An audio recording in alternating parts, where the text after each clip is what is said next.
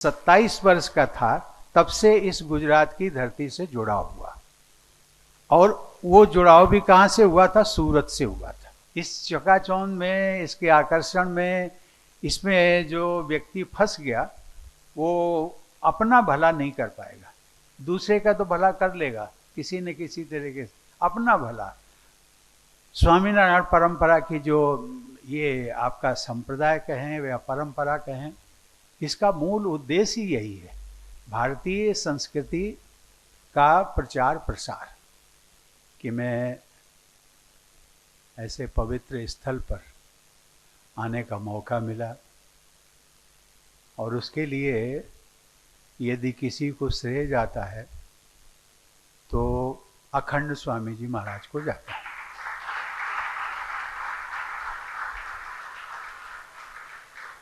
मुझे लगता है कि पिछले 2 वर्ष नहीं हो सकता, 3 वर्षों से उनका लगातार प्रयास रहा।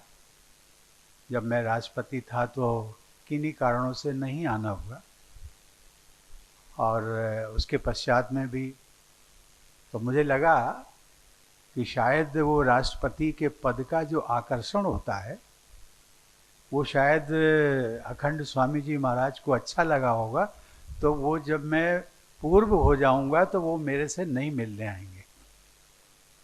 लेकिन मैं अपनी सोच पर मैं मानता हूं कि मैं फेल हो गया और वो पास हो गए।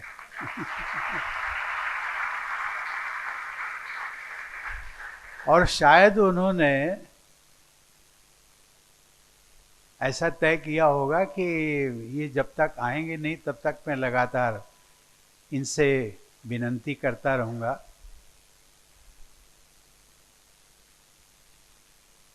सौभाग्य मैं इसलिए मानता हूं कि ऐसे पवित्र स्थानों पर जहाँ पर सद्गुणों का प्रचार प्रसार होता हो, एक छोटे से बच्चा और हो या बच्ची हो, उसको धर्म की मर्यादा, हमारी भारतीय संस्कृति की मर्यादा, और सही मायने में जो उसको एक अच्छा इंसान बनाने का प्रयास। कभी कभी मैं कहता था कि शिक्षा का मूल मंत्र या मूल उद्देश्य एक ही होता है, डॉक्टर बनाना, टीचर बनाना, अच्छी नौकरी पाना, ये नहीं है। सही मायने में एक इंसान को अच्छा इंसान यदि अब आप बना देंगे तो सच्ची शिक्षा की सार्थकता उसमें है।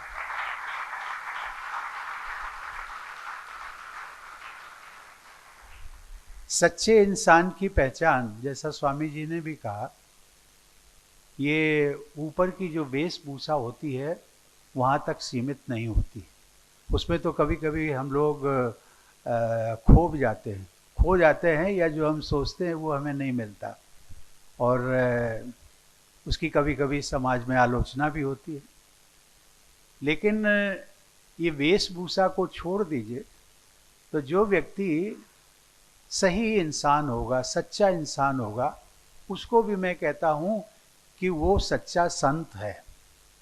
संत वो होता है जिसके पास सार्थकता है, पॉजिटिविटी है, और जिसके पास यदि आप बैठ जाते हैं, एक उसकी मैं मापदंड बता रहा हूँ संत का, कि संत के पास यदि आप बैठेंगे तो सबसे पहला तो ये होगा कि आपकी मानसिक शांति का जो लेवल होता है वो ऊपर था और वो सबसे अधिक नीचे आ जाता है। शांति, संत और शांति, ये दोनों का एक सार्थकता है, दोनों का मिलाप है। और इसके अतिरिक्त यदि किसी व्यक्ति से आपको उठने की इच्छा ना हो, जब तक वो व्यक्ति ना कहे तो उसको भी आप संत मानिए।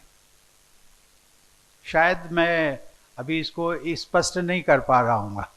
कभी कभी होता है कि अच्छे लोग जब मिलते हैं वो किस वेशभूषा में, एक कहावत भी है ना हमारा कि ना जाने किस वेश में हमको मिल जाए भगवान रे, हाँ नारायण भगवान रे, ना जाने किस वेश में।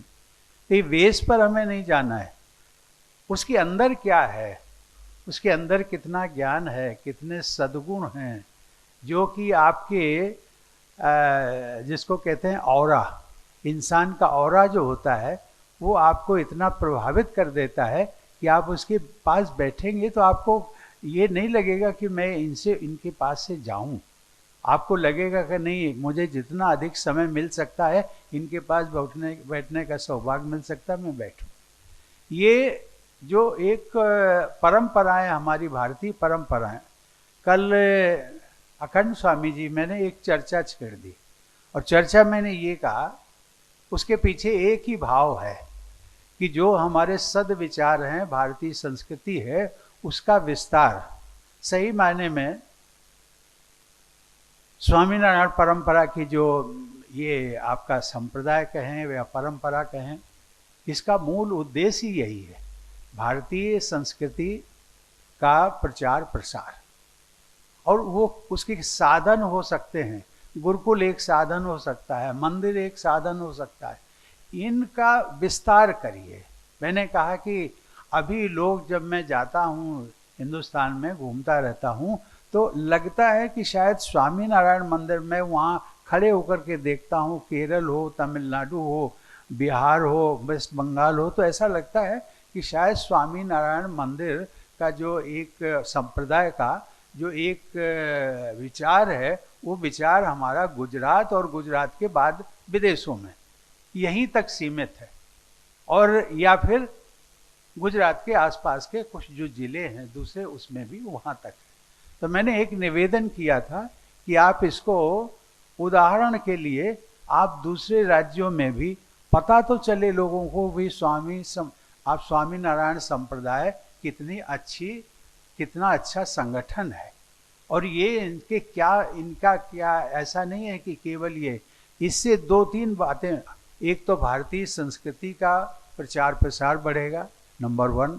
दूसरी ये कि जो अभी आपके गुरुकुल विद्यालय यहाँ पर चलते हैं वो मात्र 2 भाषाओं में है, गुजराती और इंग्लिश में। अभी आप महाराष्ट्र में यदि आपका कोई इस प्रकार का उपकरण यदि प्रारंभ करते हैं तो उसके साथ में आपका मराठी भी जुड़ जाएगी, इंग्लिश भी जुड़ेगी, हिंदी भी जुड़ जाएगी। हिंदी एक कॉमन भाषा है बोलचाल की, वो आपको सभी प्रांतों में आपको बोलने के लिए मिल जाएगी। एक इसका विस्तार एक मेरी इच्छा थी, वो स्वामी जी मैंने आपके सामने रख दिया, इस पर विचार करना आपका है ये। लेकिन मैं एक चीज़ जो आप सबके बीच में कहना चाहता था, ये मेरा परम सौभाग्य है कि मैं ऐसे छोटा परिवार भले हो, लेकिन बहुत धार्मिक विचारों से लिप्त ऐसे परिवार में पैदा हुआ, और वहाँ से निकलकर एक संघर्ष का रास्ता चुनते हुए, और शायद ईश्वर को वही मंजूर भी था, और इसीलिए इस उच्च पद पर, लेकिन उच्च पद पर जो लोग हमें बहुत नज़दीक से जानते हैं, वो हमेशा पूछते थे जब मैंने टेक ओवर किया कि भाई आपको राष्ट्रपति भवन में पहुंच करके कैसा लगता है। स्वाभाविक है, प्रश्न करने वाले का प्रश्न भी स्वाभाविक है, और इसीलिए मैं कहता था, प्रायः मैं कहता था कि ये स्थान, इसका जो बहुत भव्यता है, दिव्यता है, और लगता है कि यहाँ पर रहने वाला कोई राजा महाराजा होगा, और ये सब चीज़ें जिसके पास एक शब्द कहने पर हर चीज़ उपस्थित हो जाती है, और यदि आप बुलाएंगे तो प्रधानमंत्री भी हाजिर हो जाएंगे, यदि आप उपराष्ट्रपति को बुलाएंगे तो वो भी आ जाएंगे। ये सारे यदि आपके पास कंट्रोल में हो तो कौन व्यक्ति प्रसन्न नहीं होगा। लेकिन मैं कहता था कि ये जो चकाचौंध है, ये चकाचौंध से शायद ऐसा मुझे सौभाग्य मिला है, कुछ मेरे संस्कार मिले हैं कि चकाचौंध से मैं प्रभावित नहीं हुआ। मुझे एक ही तारीख, मैं इस राष्ट्रपति भवन को मात्र धर्मशाला मानता हूँ, और एक ही तारीख मुझे याद आती है जो 25 जुलाई 2022 है। मुझे याद है कि प्रातः 10 बजे ये भवन हमें छोड़ के जाना है। तो उसके बीच में जितना भी समय था वो ऐसे ही था, और उसका उदाहरण मैंने जानबूझ करके इसलिए दिया, आप सबसे विनम्रता से कहना चाहता हूँ, ये दुनिया भी जो है चकाचौंध वाली है। इस चकाचौंध में, इसके आकर्षण में, इसमें जो व्यक्ति फंस गया वो अपना भला नहीं कर पाएगा, दूसरे का तो भला कर लेगा किसी न किसी तरीके से, अपना भला। मनुष्य आया है, हम सब, जिसको रामचरितमानस में कहा गया है ईश्वर अंश जीव अविनाशी, अर्थात दूसरे भाव में कहा जाता है कि सिया राम में सब जग जानी। ये जो जीवों की जो श्रेणी है, एक है पशु पक्षी कीड़े मकोड़े, एक उनकी है, और दूसरी है योनि है एक मानव। मानव, हम सब लोग मानव, ये हम सबको बहुत बहुत बड़े भाग मानुष तन पावा, जिसको कहा गया है बहुत बड़ा भाग है कि हमें मनुष्य, और मनुष्य बनकर के यदि हम महामानव ना बन सके, अर्थात हम इससे मोक्ष ना प्राप्त कर सके किसी तरीके से, या इसमें आना जाना जो हमारा बंद ना हो सके, तो मुझे लगता है ये बार बार तो नहीं मिलता है, और मिल भी जाएगा तो फिर कहाँ हम जाएंगे। अभी तो हमारे सामने हैं, अभी तो हमारे सामने स्वामी नारायण संप्रदाय भी है जो अच्छी शिक्षा देते हैं, दूसरे संप्रदाय भी हैं वो भी अच्छी शिक्षा देते हैं।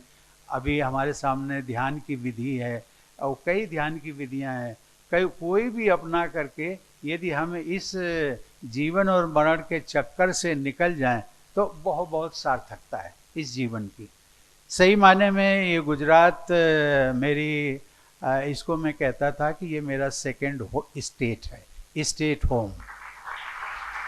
वो इसलिए कहता था कि जब मैं 27 वर्ष का था तब से इस गुजरात की धरती से जुड़ा हुआ, और वो जुड़ाव भी कहाँ से हुआ था? सूरत से हुआ था।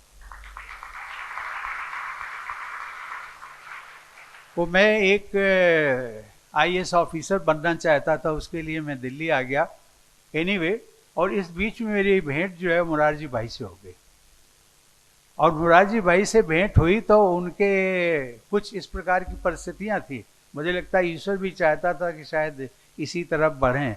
तो एक ऐसी परिस्थिति बनी कि उन्होंने कहा कि हम लोग उस समय अंग्रेजी में बोलते थे, और एनीवे वो तो गुजराती हिंदी अंग्रेजी सभी जानते थे, तो उन्होंने कहा कि can you associate your self for 2 hours in the morning. वो अंग्रेजी हमारी टेस्ट भी करना चाहते थे, सही मायने में तो ये भी था। तो मैंने कहा कि कुछ लोगों ने कहा कि नहीं, बड़े लोग हैं भाई, इनसे संबंध बना के रखो। और मेरी भी एक जिसको कहते हैं कि स्वार्थ ये था कि कहीं भाई मेरा सिलेक्शन हो गया तो मुरारजी भाई से कुछ हमें मिल जाएगा आगे सपोर्ट। बाद में पता लगा मुरारजी भाई बहुत कंजूस थे, वो किसी की सिफारिश नहीं करते थे। ये सब लोग जो पुराने लोग हैं वो जानते। मुझे लगा कि नहीं, but he happens to be a good man. मैंने उनको ज्वाइन किया साहब, और जब ज्वाइन किया, ये 71-72 की बात है, तो वो जब आते थे, सूरत आते थे, तो सूरत हम उनके साथ आते थे, और कहाँ ठहरते थे? हितू भाई, हितेंद्र देसाई चीफ मिनिस्टर हुआ करते थे वहाँ पर, अब मैं वहाँ ठहरता था। वो जाते थे तो मैं गुजरात में घूमा भी हूँ, सभी जिलों में मुझे लगता है कि घूमा भी हूँ। तो ये मेरा सेकंड स्टेट होम में इसलिए कहता हूँ गुजरात को, कि उत्तर प्रदेश के बाद में यदि सभी जिलों को मैं जानता हूँ तो गुजरात ही है। और यहाँ की संस्कृति को मैंने देखा है, यहाँ का इंसान बहुत, फिर वो जब साहित्य पढ़ा कि गांधी जी भी यहीं से, सरदार वल्लभ भाई पटेल भी यहीं से, बड़े बड़े नेता यहाँ पर हुए, तो एक आकर्षण हमेशा बना रहा। वही आकर्षण मुझे आज भी है। जो गोविंद भाई ढोलकिया ने इन्होंने कहा वो भी एक चर्चा में आ गया था, और कोई नहीं, ले मुझे आकर के प्रसन्नता इसलिए हुई कि एक संभ्रांत परिवार, अच्छे लोग, और अच्छे लोगों के कार्यक्रम में यदि किसी प्रकार का प्रोटोकॉल थोड़ा बहुत इधर उधर भी करना हो तो कर सकते हैं। वो हमारे हाथ में था, वो हमने किया भी। लेकिन आज मुझे खुशी है, इनके मैं गांव भी गया हूँ। इनका जो भतीजा सावजी भाई ढोलकिया, उसको भी जो पद्मा अवार्ड मिला था, सही मायने में मेरे हाथों से मिला था। तो ये आज ये हमारे माननीय राज्यसभा सांसद हैं, और वो भी सांसद, मैं कभी कभी सोचता हूँ कि इनका नाम पहले आया होता तो शायद मेरे हस्ताक्षर से ही होते ये, क्योंकि क्योंकि ये मनोनीत हैं, राष्ट्रपति के द्वारा मनोनीत राज्यसभा के सांसद हैं। बहुत अच्छा लगा। पूज्य स्वामी जी महाराज, मैं आपकी विनम्रता, सरलता और सचमुच में आप, जब हम आपको देखते हैं तो एक ऐसा लगता है कि साक्षात परमेश्वर का एक स्वरूप है। किसी व्यक्ति के चेहरे से आप ये पहचान सकते हैं कि ये व्यक्ति का जो एलिवेटेड, अंग्रेजी में एक शब्द होता है, how much he is a elevated soul. वो जिसको कुछ नहीं चाहिए, सही मायने में सर्वश्रेष्ठ वही शहंशाह होता है। और वो चीज़ मैंने थोड़ा सा अनुभव किया, साथ में बैठने का सौभाग्य मिला। और जब कभी आऊँगा, सूरत आता रहता हूँ, कभी कभी कुछ लोग ऐसे मित्र बन गए हैं, इनके परिवार में एक शादी होने वाली है ना तो उसका भी निमंत्रण मैं 3-4 महीने पहले से मिल चुका है। तो मैंने कहा भी था कि मैं ज़रूर आऊँगा, आता रहूँगा। बहुत अच्छा लगा। आपने स्वामी जी, आपके मंदिर की ओर से मैं इस सम्मान के काबिल नहीं हूँ, मैं भी एक साधारण इंसान हूँ, आया आपके बीच में आया, और यहाँ से जो आपका आशीर्वाद, आपकी कृपा और ये सब लेकर के जो मैं जा रहा हूँ, उसके लिए मैं बहुत बहुत आभारी हूँ। धन्यवाद। नमस्कार। अगर ये वीडियो आपको पसंद आया हो तो लाइक एंड शेयर करना न भूलें और बेल आइकॉन पर क्लिक करें। सब्सक्राइब जरूर करें सूरत गुरुकुल चैनल को। धन्यवाद। जय स्वामी नारायण।